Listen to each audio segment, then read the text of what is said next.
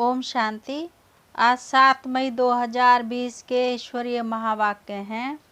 मीठे बच्चे, श्रीमत ही तुमको श्रेष्ठ बनाने वाली है, इसलिए श्रीमत को भूलो मत। अपनी मत को छोड़ एक बाप की मत पर चलो। प्रश्न है, पुण्य आत्मा बनने की युक्ति क्या है? उत्तर है, पुण्य आत्मा बनना है तो सच्ची दिल से प्यार से एक बाप को याद करो। नंबर 2, कर्मेंद्रियों से कोई भी विकर्म ना करो, सबको रास्ता बताओ। अपनी दिल से पूछो, यह पुण्य हम कितना करते हैं? अपनी चेकिंग करो। ऐसा कोई कर्म ना हो जिसकी 100 गुना सज़ा खानी पड़े, तो चेकिंग करने से पुण्य आत्मा बन जाएंगे। ओम शांति। रूहानी बाप बैठ बच्चों को समझाते हैं।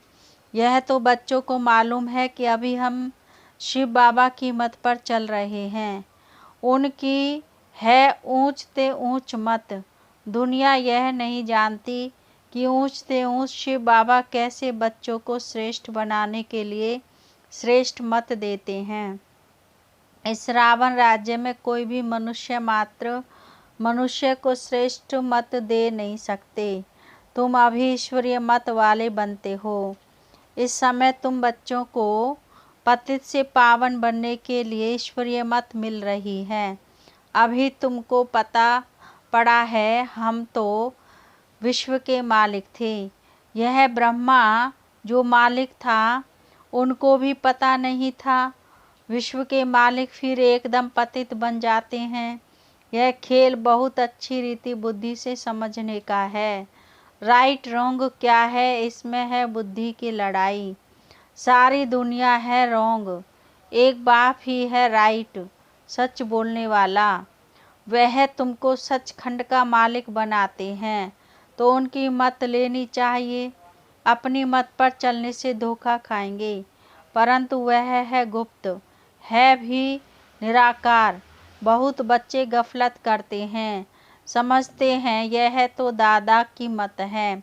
माया श्रेष्ठ मत लेने नहीं देती है। श्रीमत पर चलना चाहिए ना। बाबा आप जो कहेंगे वह हम मानेंगे ज़रूर, परंतु कई मानते नहीं हैं। नंबरवार पुरुषार्थ अनुसार मत पर चलते हैं, बाकी तो अपनी मत चला लेते हैं। बाबा आए हैं श्रेष्ठ मत देने, ऐसे बाप को घड़ी घड़ी भूल जाते हैं। माया मत लेने नहीं देती। श्रीमत तो बहुत सहज है ना। दुनिया में कोई को यह समझ नहीं है कि हम तमो प्रधान हैं। मेरी मत तो मशहूर है, श्रीमद् भगवत गीता। भगवान अभी कहते हैं, मैं 5000 वर्ष बाद आता हूँ, आकर भारत को श्रीमत दे श्रेष्ठ से श्रेष्ठ बनाता हूँ। बाप तो सावधान करते हैं, बच्चे श्रीमत पर नहीं चलते। बाप रोज़ रोज़ समझाते रहते हैं, बच्चों श्रीमत पर चलना भूलो मत। इन ब्रह्मा की तो बात ही नहीं, उनकी बात समझो। वही इन द्वारा मत देते हैं, वही समझाते हैं। खान पान खाते नहीं, कहते हैं मैं अभोगता हूँ। तुम बच्चों को श्रीमत देता हूँ। नंबर 1 मत देते हैं, मुझे याद करो, कोई भी विकर्म नहीं करो। अपने दिल से पूछो कितना पाप किया है।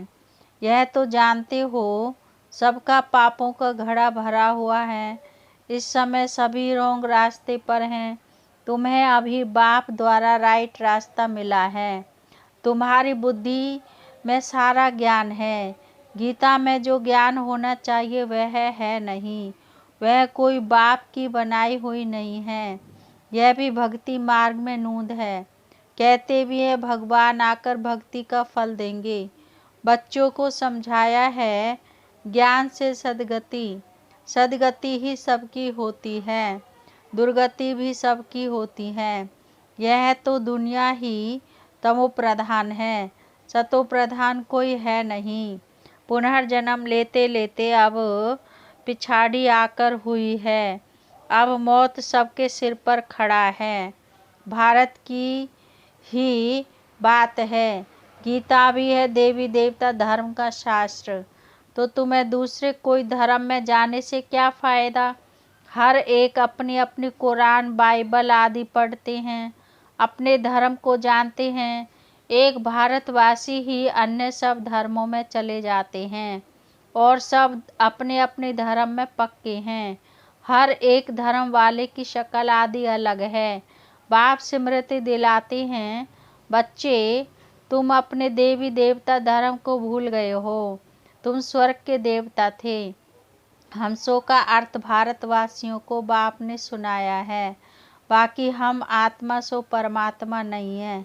ये बातें तो भक्ति मार्ग के गुरु लोगों ने बनाई है। गुरु भी करोड़ों होंगे। स्त्री को पति के लिए कहते हैं कि यह तुम्हारा गुरु ईश्वर है, जबकि पति ही ईश्वर है। फिर हे भगवान, हे राम क्यों कहती हो? मनुष्यों की बुद्धि बिल्कुल ही पत्थर बन गई है। यह खुद भी कहते हम भी ऐसे थे। कहाँ बैकुंठ का मालिक श्री कृष्ण, कहाँ फिर उनको गांव का छोरा कह दिया है। श्याम सुंदर कहते हैं, अर्थ थोड़े ही समझते हैं। अभी बाप ने तुमको समझाया है, जो नंबर 1 सुंदर वही नंबर लास्ट तमो प्रधान श्याम बना है। तुम समझते हो हम सुंदर थे, फिर श्याम बने हैं। 84 का चक्र लगाया भी श्याम से सुंदर बनने के लिए। बाप एक ही दवाई देते हैं कि मुझे याद करो, तुम्हारी आत्मा पति से पावन बन जाएगी। तुम्हारे जन्म जन्मांतर के पाप नाश हो जाएंगे। तुम जानते हो जब से रावण आया है, तुम गिरते गिरते पाप आत्मा बने हो। यह है ही पाप आत्माओं की दुनिया, एक भी सुंदर नहीं। बाप बिगड़ सुंदर कोई बना ना सके। तुम आए हो स्वर्गवासी सुंदर बनने, अभी नरकवासी श्याम है, क्योंकि काम चिता पर चढ़ काले बने हैं। बाप कहते हैं काम महाशत्रु है, इन पर जो जीत पाएंगे वही जगत जीत बनेंगे। नंबर 1 है काम, उनको ही पतित कहा जाता है। क्रोधी को पतित नहीं कहेंगे। बुलाते भी हैं कि आकर पतित से पावन बनाओ। तो अब बाप आए हैं, कहते हैं यह अंतिम जन्म पावन बनो। जैसे रात के बाद दिन, दिन के बाद रात होती है, वैसे संगम युग के बाद फिर सतयुग आना है। चक्र फिरता है, बाकी और कोई आकाश में अथवा पाताल में दुनिया नहीं है। सृष्टि तो यही है, सतयुग त्रेता यहाँ ही है। झाड़ भी एक ही है, और कोई हो नहीं सकता। यह सब गपोड़े हैं जो कहते हैं अनेक दुनियाएं हैं। बाप कहते हैं यह सब है भक्ति मार्ग की बातें। अब बाप सत्य बातें सुनाते हैं। अब अपने अंदर देखो, हम कहाँ तक श्रीमत पर चल सतो प्रधान अर्थात पुण्य आत्मा बन रहे हैं। सतो प्रधान को पुण्य आत्मा, तमो प्रधान को पाप आत्मा कहा जाता है। विकार में जाना पाप है। बाप कहते हैं अब पवित्र बनो, मेरे बने हो तो मेरी श्रीमत पर चलना है। मुख्य बात है कोई पाप नहीं करो। नंबर 1 पाप है विकार में जाना। फिर और भी पाप बहुत होते हैं, चोरी चकारी ठगी आदि बहुत करते हैं। फिर बहुतों को गवर्नमेंट पकड़ती भी है। अब बाप बच्चों को कहते हैं तुम अपने दिल से पूछो, हम कोई पाप तो नहीं करते हैं। ऐसे मत समझो हमने चोरी की व रिश्वत खाई तो यह बाबा तो जाने जाननहार है, सब जानते हैं। नहीं, जानी जाननहार का अर्थ कोई यह नहीं है। अच्छा, कोई ने चोरी की, बाप जानेंगे फिर क्या। जो चोरी की उसका दंड 100 गुना हो ही जाएगा। बहुत बहुत सजाएं खाएंगे, पद भी भ्रष्ट हो जाएगा। बाप समझाते हैं ऐसे अगर काम करेंगे तो दंड भोगना पड़ेगा। कोई ईश्वर का बच्चा बनकर फिर चोरी करता, शिव बाबा जिससे इतना वर्षा मिलता उनके भंडारे से चोरी करता, यह तो बहुत बड़ा पाप है। कोई कोई में चोरी की आदत होती है, उनको जेल बर्ड कहा जाता है। यह है ईश्वर का घर, सब कुछ ईश्वर का है ना। ईश्वर के घर में आते हैं बाप से वर्षा लेने, परंतु कोई कोई की आदत हो जाती है, उसकी सज़ा 100 गुना बन जाती है। सजाएं भी बहुत मिलेंगी और फिर जन्म बाय जन्म डर्टी घर में जाए जन्म लेंगे तो अपना ही नुकसान किया ना। ऐसे बहुत है जो याद में बिल्कुल नहीं रहते, सुनते कुछ नहीं, बुद्धि में चोरी आदि के ही ख्यालात चलते रहते हैं। ऐसे बहुत सत्संग में जाते हैं, चप्पल चोरी कर लेते, उनका धंधा ही यह रहता है। जहाँ सत्संग होता वहाँ जाकर चप्पल चोरी कर आएंगे। दुनिया बिल्कुल ही डर्टी है। यह है ईश्वर का घर। चोरी की आदत तो बहुत खराब है। कहा जाता है कख का चोर सो लख का चोर। अपने अंदर से पूछना चाहिए, हम कितना पुण्यात्मा बने हैं, कितना बाप को याद करते हैं, कितना हम सुदर्शन चक्रधारी बनते हैं, कितना समय ईश्वरीय सर्विस में रहते हैं, कितना पाप कटते जा रहे हैं। अपना पोता मिल रोज देखो, कितना पुण्य किया, कितना योग में रहा, कितने को रास्ता बताया। धंधा आदि को तो भल करो, तुम कर्म योगी हो, कर्म तो भल करो। बाबा यह बैजेस बनाते रहते हैं, अच्छे अच्छे लोगों को इस पर समझाओ। इस महाभारत लड़ाई द्वारा ही स्वर्ग के गेट्स खुल रहे हैं। कृष्ण के चित्र में नीचे लिखत बड़ी फर्स्ट क्लास है, परंतु बच्चे अभी इतना विशाल बुद्धि नहीं हुए हैं। थोड़ा ही धन मिलता है तो नाचने लग पड़ते हैं।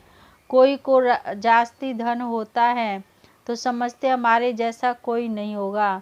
जिन बच्चों को बाप की परवाह नहीं, उन्हें बाप जो इतना विनाशी ज्ञान रत्नों का खजाना देते हैं, उसकी भी कदर नहीं रहती है। बाबा एक बात कहेगा, वह दूसरी बात कर लेते। परवाह ना होने के कारण बहुत पाप करते रहते हैं, श्रीमत पर चलते नहीं, फिर गिर पड़ते हैं। बाप कहेंगे यह भी ड्रामा उनकी तकदीर में नहीं है। बाबा तो जानते हैं ना, बहुत पाप करते हैं। अगर निश्चय हो कि बाप हमको पढ़ाते हैं तो खुशी रहनी चाहिए। तुम जानते हो हम भविष्य नई दुनिया में प्रिंस प्रिंसेस बनेंगे तो कितनी खुशी रहनी चाहिए। परंतु बच्चे तो अभी तक भी मुरझाते रहते हैं, वे अवस्था ठहरती नहीं है। बाबा ने समझाया है, विनाश के लिए रिहर्सल भी होगी, कैलेमिटीज भी होंगी, भारत को कमज़ोर करते जाएंगे। बाप खुद कहते हैं यह सब होना ही है, नहीं तो विनाश कैसे होगा। बर्फ़ की बरसात पड़ेगी, फिर खेती आदि का क्या हाल होगा। लाखों मरते रहते हैं, कोई बतलाते थोड़े ही हैं। तो बाप मुख्य बात समझाते हैं कि ऐसे अपने अंदर जांच करो, मैं कितना बाप को याद करता हूँ। बाबा आप तो बड़े मीठे हो, कमाल है आपकी, आपका फरमान है मुझे याद करो तो 21 जन्म के लिए कभी रोगी नहीं बनेंगे। अपने को आत्मा समझ बाप को याद करो तो मैं गारंटी करता हूँ सम्मुख बाप तुमको कहते हैं, तुम फिर औरों को सुनाते हो। बाप कहते हैं मुझ बाप को याद करो, बहुत प्यार करो। तुमको कितना सहज रास्ता बताता हूँ पतित से पावन होने का। कोई कहते हैं हम तो बहुत पाप आत्मा हैं। अच्छा फिर ऐसे पाप नहीं करो, मुझे याद करो तो जन्म जन्मांतर के जो पाप हैं वह इस याद से भस्म होते जाएंगे। याद की ही मुख्य बात है, इनको कहा जाता है सहज याद। योग अक्षर भी निकाल दो। सन्यासियों के हठ योग तो किस्म किस्म के हैं, अनेक प्रकार से सिखलाते हैं। इस बाबा ने गुरु तो बहुत किए हैं ना। अभी बेहद का बाप कहते हैं इन सब को छोड़ो, इन सब का भी मुझे उद्धार करना है और कोई की ताकत नहीं जो ऐसे कह सके। बाप ने कहा है मैं इन साधुओं का भी उद्धार करता हूँ, फिर यह गुरु कैसे बन सकते। तो मूल एक बात बाप समझाते हैं, अपने दिल से पूछो हम कोई पाप तो नहीं करते हैं, किसको दुख तो नहीं देते हैं, इसमें कोई तकलीफ नहीं है। अंदर जांच करनी चाहिए, सारे दिन में कितना पाप किया, कितना याद किया, याद से ही पाप भस्म होंगे। कोशिश करनी चाहिए, यह बहुत मेहनत का काम है। ज्ञान देने वाला एक ही बाप है, बाप ही मुक्ति जीवन मुक्ति का रास्ता बतलाते हैं। अच्छा मीठे मीठे सिकी लदे बच्चों प्रति माता पिता बाप दादा का याद प्यार और गुड मॉर्निंग। रूहानी बाप की रूहानी बच्चों को नमस्ते, और हम रूहानी बच्चों की रूहानी बाप दादा को नमस्ते नमस्ते नमस्ते। धारणा के लिए मुख्य सार। नंबर 1, बाप जो अविनाशी ज्ञान रत्नों का खजाना देते हैं उसका कदर करना है। बेपरवाह बन, पाप कर्म नहीं करने हैं। अगर निश्चय है भगवान हमको पढ़ाते हैं तो अपार खुशी में रहना है। नंबर 2, ईश्वर के घर में कभी चोरी आदि करने का ख्याल ना आए। यह आदत बहुत गंदी है। कहा जाता कख का चोर सो लख का चोर। अपने अंदर से पूछना है हम कितना पुण्य आत्मा बने हैं। आज का वरदान है पुरुषार्थ और सेवा में विधि पूर्वक वृद्धि को प्राप्त करने वाले तीव्र पुरुषार्थी भव। डिटेल है ब्राह्मण अर्थात विधि पूर्वक जीवन। कोई भी कार्य सफल तब होता है जब विधि से किया जाता है। अगर किसी भी बात में स्वयं के पुरुषार्थ या सेवा में वृद्धि नहीं होती है तो जरूर कोई विधि की कमी है।